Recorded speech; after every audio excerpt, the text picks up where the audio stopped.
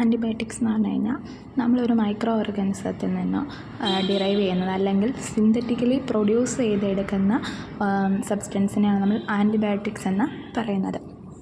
അത് ഒന്നെങ്കിൽ മൈക്രോ ഓർഗാനിസത്തിൻ്റെ ഒരു ലിവിങ് ഓർഗാനിസം ഒരു മൈക്രോ ഓർഗാനിസത്തിൻ്റെ ഗ്രോത്തിനെ ഇൻഹിബിറ്റ് ചെയ്യുകയോ അല്ലെങ്കിൽ അതിനെ കൊല്ലുകയോ ചെയ്യാൻ വേണ്ടിയിട്ട് ഹെൽപ്പ് ചെയ്യുന്നു.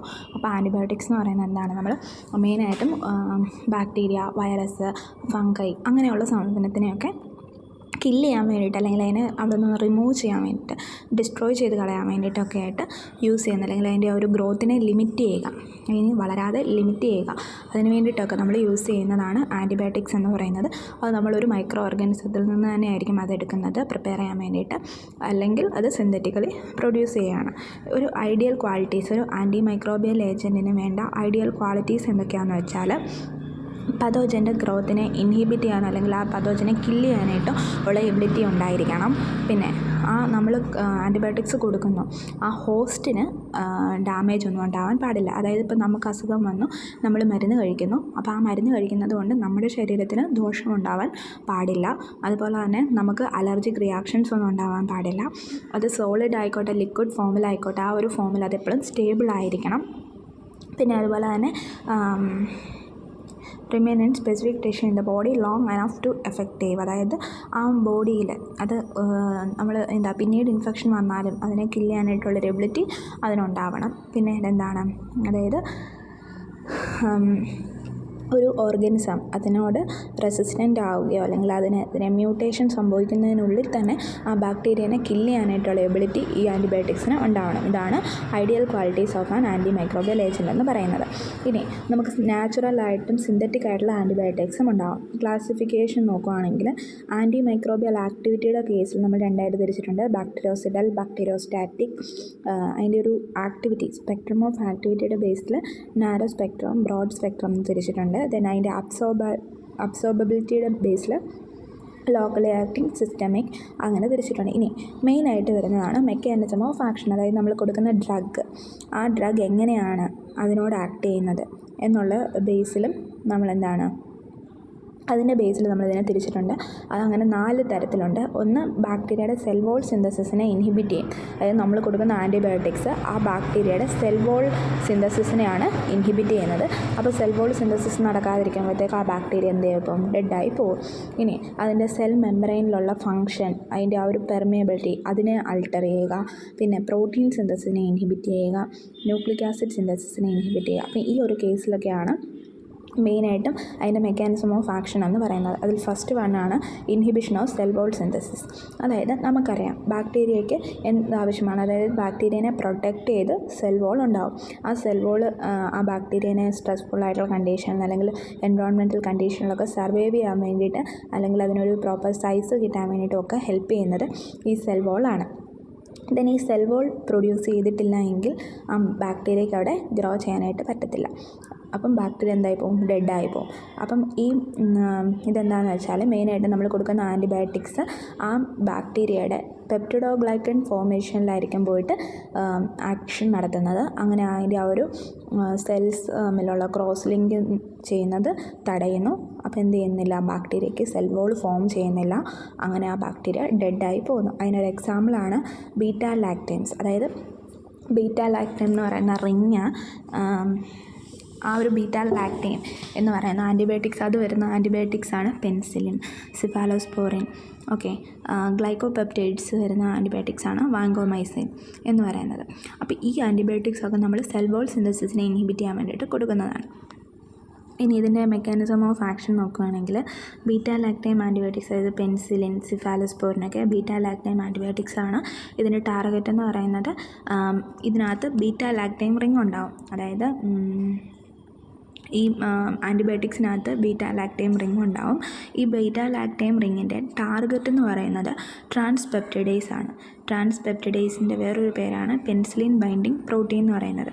അതായത് ഈ ട്രാൻസ്പെപ്റ്റിഡേസ് എന്ന് പറയുന്നതാണ് ഈ ബാക്ടീരിയയ്ക്ക് സെൽ വോൾ ഫോർമേഷന് ഹെൽപ്പ് ചെയ്യുന്നത്. അപ്പോൾ ആ ട്രാൻസ്പെപ്റ്റിഡേസിൽ പോയിട്ട് ഈ ആൻറ്റിബയോട്ടിക്സ് എന്ത് ചെയ്യും, ബൈൻഡ് ചെയ്യും. ഇനി ഇതിൻ്റെ ആക്ഷൻ എങ്ങനെയാണെന്ന് വെച്ചാൽ ഈ എൻസൈമിൽ പോയിട്ട് ബൈൻഡ് ചെയ്ത് കഴിയുമ്പോൾ ഈ ട്രാൻസ്പെപ്റ്റൈഡ് ആണ് ക്രോസ് ലിങ്കിങ്ങിന് ഹെൽപ്പ് ചെയ്യുന്നത്. ദെൻ ആ ഒരു പ്രോസസ്സ് അവിടെ അവർ ബ്ലോക്ക് ചെയ്യുന്നു. അങ്ങനെ ആ സെൽ വോൾ ഫോർമേഷൻ നടക്കുന്നില്ല. അതിൻ്റെ കാരണത്താൽ എന്ത് സംഭവിക്കുന്നു, ആ ബാക്ടീരിയയ്ക്ക് സെൽ വോൾ ഇല്ലാത്തത് കൊണ്ട് ഓസ്മോട്ടിക് പ്രഷർ വരുമ്പോഴത്തേക്കും അതിലതിനെ സർവൈവ് ചെയ്യാൻ പറ്റാതെ വരുന്നു. അങ്ങനെ സെൽ ലൈസിസ് ആഫ്റ്റർ ഡെത്ത് വരെ സംഭവിക്കുന്നു. ഇനി ഗ്ലൈക്കോപെപ്റ്റൈഡ് ആയിട്ടുള്ള ആൻറ്റിബയോട്ടിക്സ് ആണ് വാൻകോമൈസിനും തീക്കോപ്ലാനിനും ഒക്കെ. അതിൻ്റെ മെയിനായിട്ടും ടാർഗറ്റ് എന്ന് പറയുന്നത് ഈ പെപ്റ്റിഡോഗ്ലൈക്കൺ ലെയറിൽ, അതായത് ലിപ്പിഡ് 2 എന്ന് പറയുന്ന ഒരു പെപ്റ്റിഡോഗ്ലൈക്കൺ ലെയറുണ്ട്, അവിടെയാണ് പോയിട്ട് ബൈൻഡ് ചെയ്യുന്നത്. ദെൻ ഇതിൻ്റെ ആക്ഷൻ എങ്ങനെയാണ്, ആ ബിൽഡിംഗ് ബ്ലോക്സ്, അതായത് അത് പെപ്റ്റിഡോഗ്ലൈക്കൺ ഫോർമേഷൻ എന്ത് ചെയ്യുന്നു, സ്റ്റോപ്പ് ചെയ്യുന്നു, അല്ലെങ്കിൽ അതിനെ ബ്ലോക്ക് ചെയ്യുന്നു. അങ്ങനെ സെൽ വോൾ ഫങ്ഷനെ എന്ത് ചെയ്യുന്നു, പ്രിവെൻറ്റ് ചെയ്യുന്നു. സെൽ വോൾ ഉണ്ടാവുന്നില്ല. അങ്ങനെ ആ ബാക്ടീരിയൽ ഡെത്ത് സംഭവിക്കുന്നു.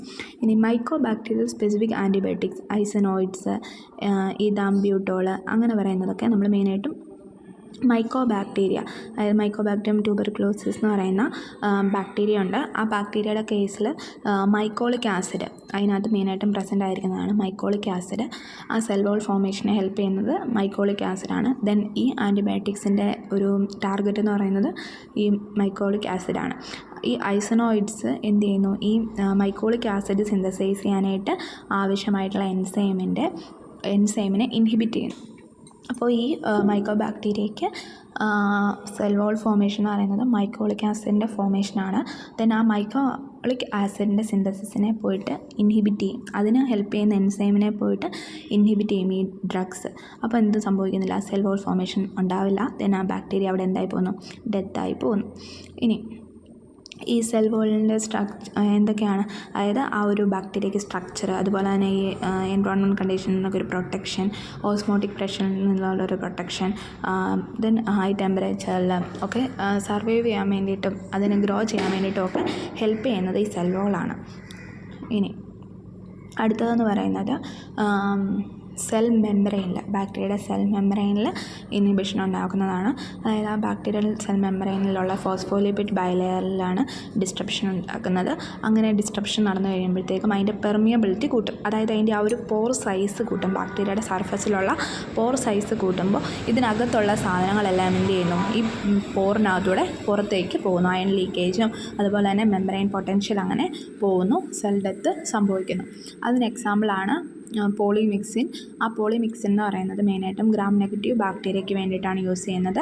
പിന്നെ ഡാപ്റ്റോമൈസിൻ ഒരു എന്താണ്, a cyclic lipopeptide that forms pores in the മെംബ്രെയിനിൽ പോസ് ഉണ്ടാകുന്നതാണ് ഈ ഡാപ്റ്റോമൈസിൻ എന്ന് പറയുന്നത്. ദെൻ അങ്ങനെ സെൽ കണ്ടൻ്റ് എല്ലാം ലീക്ക് ഔട്ടായി പോയി കഴിയുമ്പോഴത്തേക്കും ബാക്ടീരിയ എന്ത് ചെയ്യും, ഡെഡായി പോകും. അപ്പം ഈ ഡ്രഗ്സ് എന്ത് ചെയ്യുന്നതെന്ന് വെച്ചാൽ ഇതിൻ്റെ ബാക്ടീരിയയുടെ സെൽ മെംബ്രെയിനിലുള്ള ഫോസ്ഫോലിപ്പിഡുമായിട്ട് പോയി അറ്റാച്ച് ചെയ്യുന്നു. ദെൻ ഇൻട്രാക്ട് ചെയ്തിട്ട് അതിൻ്റെ ആ ഒരു പോർ സൈസ് കൂട്ടുന്നു. എന്നിട്ട് അയൺ ലീക്കേജ് നടക്കുന്നു. കാറ്റയോണിക് ആൻറ്റിബയോട്ടിക്സ് ആയിട്ടുള്ള ഡാപ്റ്റോമൈസിൻ അതൊക്കെയാണ് ഈ ഫോസ്ഫോലിപ്പിഡിൽ പോയിട്ട് ബൈൻഡ് ചെയ്യുന്നത്. ദെൻ അതിൻ്റെ ആ ഒരു പോർ സൈസ് കൂട്ടുമ്പോൾ അതിനകത്ത് അയോൺസും അതിനകത്തുള്ള കണ്ടൻറ്റും കാര്യങ്ങളും എല്ലാം പുറത്തേക്ക് പോകുന്നു. അങ്ങനെ അവസാനം എന്ത് ചെയ്യുന്നു, ബാക്ടീരിയ ഡെഡായി പോകുന്നു. ഇനി സെൽ മെംബ്രെയിൻ ഇൻഹിബിറ്റേഴ്സാണ് ഡാപ്റ്റോമൈസിൻ, പോളിമിക്സിൻ, ഇതൊക്കെ ആൻറ്റിബയോട്ടിക്സിന് എക്സാമ്പിളാണ്. ദെൻ അടുത്തതാണ് മെയിനായിട്ടും പ്രോട്ടീൻ സിന്തസിസ്. അതായത് ആ പ്രോട്ടീൻ സിന്തസിസ് എന്ന് പറയുമ്പോൾ അറിയാം, ബാക്ടീരിയയുടെ റൈബോസോം ആയിരിക്കും അതിൻ്റെ ടാർഗറ്റ് എന്ന് പറയുന്നത്. അപ്പോൾ ഈ ബാക്ടീരിയയിലുള്ള റൈബോസോം ആണല്ലോ എന്തിന് ഹെൽപ്പ് ചെയ്യുന്നത്, അതായത് ഇതിൻ്റെ ഇനീഷ്യേഷൻ, ഇലോങ്ങേഷൻ, ടെർമിനേഷൻ, മെയിനായിട്ടും പ്രോട്ടീൻ്റെ പ്രൊഡക്ഷന് വേണ്ടിയിട്ട് ഹെൽപ്പ് ചെയ്യുന്നത് ഈ റൈബോസോമാണ്. അപ്പോൾ ആ റൈബോസോമിൽ പോയിട്ടാണ് ഈ ആൻറ്റിബയോട്ടിക്സ് അവിടെ ആക്ട് ചെയ്യുന്നത്. അതിന് എക്സാമ്പിളാണ് അമിനോഗ്ലൈക്കോസൈഡ്സ്, ടെട്രാസൈക്ലിൻ. ഈ അമിനോഗ്ലൈക്കോസൈഡ്സും ടെട്രാസൈക്ലിനും ഒക്കെ റൈബോസോമിൻ്റെ 30S സബ് യൂണിറ്റിലും, മാക്രോലൈഡ്സ്, ക്ലോറാംഫിനിക്കോളൊക്കെ 50S സബ് യൂണിറ്റിലുമാണ് ആക്ട് ചെയ്യുന്നത്. തന്നെ മെക്കാനിസം ഓഫ് ആക്ഷൻ നോക്കുമ്പോൾ അമിനോഗ്ലൈക്കോസൈഡ്സ് അതിന് എക്സാമ്പിളാണ് സ്ട്രെപ്റ്റോമൈസിൻ, ജെൻറ്റാമൈസിൻ. അത് അവരെന്ത് ചെയ്യുന്നത് വെച്ചാൽ റൈബോസോമിൻ്റെ 30S സബ് യൂണിറ്റിൽ പോയിട്ട് ബൈൻഡ് ചെയ്യുന്നു. ദെൻ അതിനൊരു സ്ട്രക്ചറൽ ചേഞ്ച് ഉണ്ടാക്കുന്നു. ഓക്കെ, ആ ഒരു റൈബോസോമിന് ഒരു സ്ട്രക്ചറൽ ചേഞ്ച് ഉണ്ടാക്കുന്നു. അതെന്തിന് കാരണമാവുന്നു? mRNAയുടെ മിസ് റീഡിങ്ങിന് കാരണമാവുന്നു. അങ്ങനെ മിസ് റീഡിങ് നടന്നു കഴിയുമ്പോഴത്തേക്കും എന്താണ്, അപ്പം അവർക്ക് ശരിക്കും ഒരു പ്രോട്ടീൻ വേണം. പക്ഷേ ഒരു ചേഞ്ച് വന്നു കഴിയുമ്പോഴത്തേക്കും എടുക്കുന്ന mRNA ചേഞ്ച് ചെയ്യുന്നതിന് ആ ഒരു വേണ്ടതായിരിക്കില്ല പ്രോട്ടീൻ പ്രൊഡ്യൂസ് ചെയ്യുന്നത്. ഒരു ഫങ്ഷനും ഇല്ലാത്ത പ്രോട്ടീൻ ആയിരിക്കാം ചിലപ്പോൾ ആ ബാക്ടീരിയയിൽ പ്രൊഡ്യൂസ് ചെയ്യുന്നത്. അങ്ങനെ ആ ബാക്ടീരിയനെ കില്ല് ചെയ്യാം. ടെട്രാസൈക്കിൾ എന്ന് പറഞ്ഞു കഴിഞ്ഞാൽ മെയിനായിട്ടും 30 സബ് യൂണിറ്റിലാണ് ആക്ട് ചെയ്യുന്നത്. ഇതിൻ്റെ ആക്ഷൻ എങ്ങനെയാണെന്ന് വെച്ചാൽ അമിനോ അസൈൽ tRNA, അതായത് ഈ റൈബോസോമിൻ്റെ എ സൈറ്റിൽ വന്ന് ഈ അമിനോ അസൈൽ tRNA ബൈൻഡ് ചെയ്യുമ്പോഴാണ് പ്രോട്ടീൻ സിന്തസിസ് നടക്കുന്നത്. അപ്പോൾ ഈ റൈബോസോമിൽ വന്നിട്ട് ഈ അമിനോ അസൈൽ tRNA ബൈൻഡ് ചെയ്യുന്നത് ഈ ടെട്രാസൈക്ലിൻ ബ്ലോക്ക് ചെയ്യും. അങ്ങനെ പ്രോട്ടീൻ സിന്തസിസ് നടക്കത്തില്ല. അപ്പോൾ എന്ത് ചെയ്യും? ആ ഒരു ബാക്ടീരിയ ഡെഡായി പോകും. ഇനി മാക്രോലിഡ്സ് എന്ന് പറയുന്നത് അതിന് എക്സാമ്പിളാണ് എറിത്രോമൈസിനും അസിട്രോമൈസിൻ എന്ന് പറയുന്നത്. അവർ മെയിനായിട്ടും 50th സബ് യൂണിറ്റിലാണ് ടാർഗറ്റ് ചെയ്യുന്നത്. അവർ ട്രാൻസ്പെപ്റ്റിഡേഷൻ അതുപോലെ തന്നെ ഇലോങ്ങേഷൻ സ്റ്റെപ്സിനെ എന്ത് ചെയ്യുന്നു? ബ്ലോക്ക് ചെയ്യുന്നു. അങ്ങനെ ആ ഒരു ചെയിൻ ഉണ്ടാവുന്നില്ല, പോളിപെപ്റ്റൈഡ് ചെയിൻ ഫോർമേഷൻ ഉണ്ടാവുന്നില്ല. അങ്ങനെ ആ ബാക്ടീരിയ ഡെഡായി പോകുന്നു. ക്ലോറാംഫെനിക്കോൾ ആണെങ്കിലും 50th സബ് യൂണിറ്റിലാണ് ബൈൻഡ് ചെയ്യുന്നത്. ദെൻ അതും എന്താണ്, ഈ എ സൈഡിൽ പോയിട്ട് tRNA ബൈൻഡ് ചെയ്യുന്നത് പ്രിവെൻറ്റ് ചെയ്യുന്നു. ഓക്സോസോളിനോഡ്സ് എന്ന് പറയുന്നതും അനദർ ക്ലാസ് ഓഫ് ആൻറ്റിബയോട്ടിക്സ് ആണ്. അതും 50th സബ് യൂണിറ്റിലാണ് ആക്ട് ചെയ്യുന്നത്. പിന്നെ അതുപോലെ തന്നെ 50th സബ് യൂണിറ്റിൽ ആക്ട് ചെയ്ത് ഒരു 70th റൈബോസോം കോംപ്ലക്സ് ആവുന്നത് പ്രിവെൻറ്റ് ചെയ്യുന്നു. അപ്പം 50th 30th കൂടെ ചേർന്ന് 70th ആവുന്നത് പ്രിവെൻറ്റ് ചെയ്യുകയാണ് ഈ ആൻറ്റിബയോട്ടിക്സിൻ്റെ ജോലി. ഇനി ഈ ആൻറ്റിബയോട്ടിക്സ് എന്ന് പറയുന്നത് ഒരു ടോക്സിക്കാണ്, ബാക്ടീരിയയോട് ടോക്സിക്കാണ്. അപ്പോൾ ഒരു മെയിനായിട്ടും അത് അതിൻ്റെ റൈബോസോമിലാണ് ആക്ട് ചെയ്യുന്നത്. ഇനി അതിൻ്റെ ന്യൂക്ലിക് ആസിഡ് സിന്തസിസിൻ്റെ ബേസ്. ന്യൂക്ലിക് ആസിഡ് എന്ന് പറയുമ്പോൾ എന്താണ്? നമുക്കറിയാം DNA ഓർ RNA പ്രൊഡക്ഷൻ. അപ്പോൾ മെയിനായിട്ടും ഈ ഡ്രഗ്സ് കൊടുക്കുന്നത് വഴി അതിൻ്റെ ആ ഒരു DNA അല്ലെങ്കിൽ RNA പ്രൊഡക്ഷനെയാണ് അത് ഡിസ്ട്രപ്റ്റ് ചെയ്യുന്നത്. അപ്പം ഈ DNA ഗൈറേസ്, RNA പോളിമറേസ് അങ്ങനെയുള്ള സാധനങ്ങളൊക്കെയാണല്ലോ മെയിനായിട്ടും ഈ DNA RNA ഒക്കെ പ്രൊഡ്യൂസ് ചെയ്യാൻ വേണ്ടിയിട്ട് ഹെൽപ്പ് ചെയ്യുന്ന എൻസൈംസ്. അങ്ങനെയുള്ള എൻസൈംസിനെ പോയി ഇൻഹിബിറ്റ് ചെയ്യും. DNA ഗൈറേസിനെ ഇൻഹിബിറ്റ് ചെയ്യുന്നതാണ് ക്യുനോൾസ്. RNA പോളിമറേസിനെ ബ്ലോക്ക് ചെയ്യുന്നതാണ് റിഫാംസിൻ. പിന്നെ എന്താണ്, DNA റിപ്പയർ പ്രോസസ്സുമായിട്ട് ഇൻ്റർഫിയർ ചെയ്യുകയൊക്കെ ചെയ്യും. ഇനി ഇതിനു വേണ്ടി യൂസ് ചെയ്യുന്ന ഡ്രഗ്സ് ഫ്ലൂറോക്കിനോൺസ്, റിഫാമൈസിൻ, നൈട്രോമിൻഡസോൾ, സൾഫനഡാമൈഡ്സ് അങ്ങനെയുള്ള ഡ്രഗ്സൊക്കെയാണ് യൂസ് ചെയ്യുന്നത്. അപ്പോൾ മെയിനായിട്ടും DNA റെപ്ലിക്കേഷന് വേണ്ടിയിട്ട് ഇൻഹിബിറ്റ് ചെയ്യുന്ന ഡ്രഗ്സാണ് ക്യുനോൾസ് അല്ലെങ്കിൽ ഫ്ലൂറോക്വിനോൺസ് എന്ന് പറയും. ഈ ആൻറ്റിബയോട്ടിക്സ് DNA ഗൈറേസ്, ടോപ്പോ ഐസോമറൈസ് 4 അങ്ങനെയുള്ള കുറേ എൻസൈംസ് ഉണ്ട്. ആ എൻസൈംസിനെ പോയിട്ട് ഇൻഹിബിറ്റ് ചെയ്യും. അങ്ങനെ അതിൻ്റെ ആക്ഷൻസ് നടക്കാതെ വരുന്നത് വഴി DNA റെപ്ലിക്കേഷൻ, റിപ്പയർ, ട്രാൻസ്ക്രിപ്ഷൻ ഇങ്ങനെയുള്ള കാര്യങ്ങളൊന്നും നടക്കാതെ വരുന്നു. അപ്പോൾ ബാക്ടീരിയ ഡെഡായി പോകുന്നു. ഇനി അമിനോ കുക്കുമറൈൻ എന്ന് പറയുന്ന ആൻറ്റിബയോട്ടിക്സ് അവരെന്താണ്, അതായത് നോവോബയോസിൻ അങ്ങനെയുള്ള ആൻറ്റിബയോട്ടിക്സ് ആണ്. അവർ മെയിനായിട്ടും ടാർഗറ്റ് ചെയ്യുന്നത് DNA ഗൈറേസിലാണ്. ആ DNA ഗൈറേസിൽ ടാർഗറ്റ് ചെയ്ത് കഴിയുമ്പോഴത്തേക്കും ATP ബൈൻഡിങ് സബ് യൂണിറ്റും അതുപോലെ തന്നെ അതിൻ്റെ സൂപ്പർ കോയിലിംഗ് ആക്ടിവിറ്റിയും ഒക്കെ എന്ത് ചെയ്യുന്നു? ഇൻഹിബിറ്റ് ചെയ്യുന്നു. ഇനി നൈട്രോമിഡസോൾ എന്ന് പറയുന്നത് മെട്രോണിഡസോൾ എന്ന് പറയുന്ന ഡ്രഗാണ് അതിൽ വരുന്നത്. മെയിനായിട്ടും മൈക്രോബിയൽ DNAയിൽ ഡാമേജ് ഉണ്ടാക്കുന്നത്, അതായത് അങ്ങനെ ന്യൂക്ലിക് ആസിഡ് സിന്തസിസിനെ ഇൻഹിബിറ്റ് ചെയ്യുന്നു. ഇനി RNA ട്രാൻസ്ക്രിപ്ഷനെ ഇൻഹിബിറ്റ് ചെയ്യുന്ന ഡ്രഗ്സാണ് റിഫാമൈസിൻ, അഗ്നോമൈസിൻ D എന്ന് പറയുന്നത്. ഓക്കെ, അതായത് RNA ഫോർമേഷൻ, DNA RNA ആയിട്ട് മാറുന്ന ആ ഒരു ട്രാൻസ്ക്രൈബിങ് പ്രോസസ്സിൽ ആവശ്യമായിട്ടുള്ള എൻസൈംസിനെ പോയിട്ട് ഇൻഹിബിറ്റ് ചെയ്താണ് ഈ ആൻറ്റിബയോട്ടിക്സ് അതിൻ്റെ ആക്ഷൻ കാണിക്കുന്നത്. ഇനി ഇതിന് എക്സാമ്പിളാണ്, അതായത് ഇനി ഇൻഡയറക്റ്റ് ഇൻഹിബിഷൻ വരാം ഫോളിക് ആസിഡ് സിന്തസിസ്, അതായത് ഒരു ഫോളിക് ആസിഡ് സിന്തസിസ് വഴി ഇൻഡയറക്റ്റ് ആയിട്ട് ഇൻഹിബിഷൻ ചെയ്യുന്നതാണ് സൾഫനാമൈഡ്സ് എന്ന് പറയുന്നത്. അതായത് ഈ ഡ്രഗ്സ് മെയിനായിട്ടും ഫോളിക് ആസിഡ് സിന്തസിസ്, ബാക്ടീരിയയിൽ ഫോളിക് ആസിഡ് സിന്തസിസ് നടക്കും, അതിനെയാണ് പോയി ബ്ലോക്ക് ചെയ്യുന്നത്.